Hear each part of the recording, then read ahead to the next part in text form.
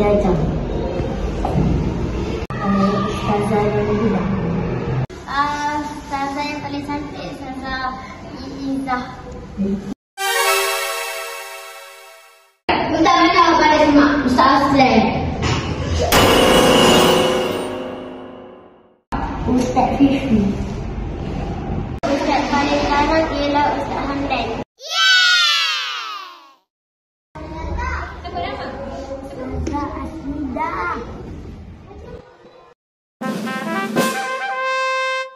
Dia apa yang awak nak bagi kepada hari guru? Saya nak kasih sejadah. Sebab? Supaya guru tu boleh berdoa kepada kita. Duduk tempat masing-masing, lepas tu jangan lari-lari. Nak keluar minta izin. Jangan malas belajar dan jangan pilih salat. Wow! Bagi saya, ustaz yang paling saya suka Ustaz Adi. Cikgu yang lemah lembut bagi saya ialah Ustazah Nurul.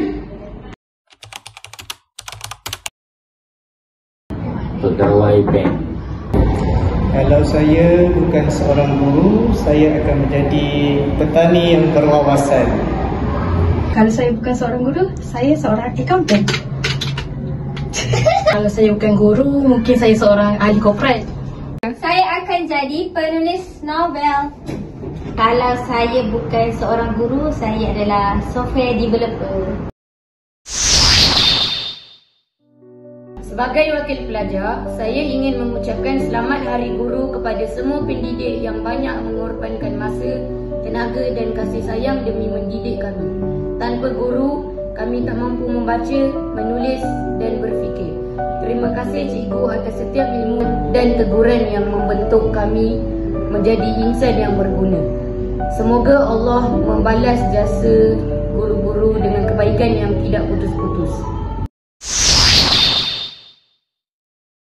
Assalamualaikum warahmatullahi wabarakatuh. Saya ingin mengucapkan selamat Hari Guru kepada semua guru yang berkhidmat di Seritik Kuala. Jasa dan pengorbanan kalian amatlah saya hargai dalam mendidik generasi yang akan datang. Semoga cikgu-cikgu terus istiqamah dan memiliki semangat yang tinggi. Terima kasih. Ilmu itu cahaya, guru-guru itu pembimbing. Hormatilah dan hargailah semua guru anda. InsyaAllah hidup akan diberkati. Jadilah insan yang memberi manfaat kepada semua orang kelak. InsyaAllah. Amin. Semoga anak-anak semua menjadi anak-anak yang soleh dan berjaya di dunia dan di akhirat. InsyaAllah.